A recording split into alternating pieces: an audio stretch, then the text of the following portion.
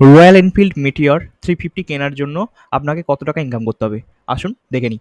বাইকের দাম হচ্ছে 2,70,000 টাকা। ডাউন পেমেন্ট যদি আপনি 20% করেন, তাহলে সেটা হচ্ছে 54,000 টাকা আপনি ডাউন পেমেন্ট করছেন। লোন অ্যামাউন্ট 80%, 2,16,000 টাকা বাকি থাকছে। এটা যদি 9% সুদে 3 বছরের জন্য করা হয়, তাহলে আপনার ইএমআই পড়ছে প্রত্যেক মাসে 6,864 টাকা।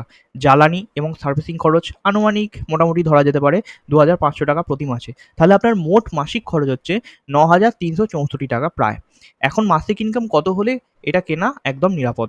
যদি 25,000 টাকা হয় যদি আপনার মাসিক ইনকাম, তাহলে এটা হচ্ছে ইএমআই আপনার ইনকামের 31%। এটা এক প্রকারভাবে ম্যানেজেবল হয়, কিন্তু সেটা একটু দেখে শুনে। 35,000 যদি হয় পার মান্থ, তাহলে একটু বেটার ব্যালেন্স পাওয়া যায়। আর যদি 45,000 টাকা বা তার বেশি মাসিক ইনকাম হয়, তাহলে এটা একমাত্র সেফ জোন এবং এটার ইএমআই দেওয়ার পরেও আপনার সেভিংস খুবই ভালোভাবে সম্ভব। তো এবার আপনি বলুন যে আপনি মেটিওর 350 কিনবেন কি কিনবেন না, আমাকে কমেন্টে জানান।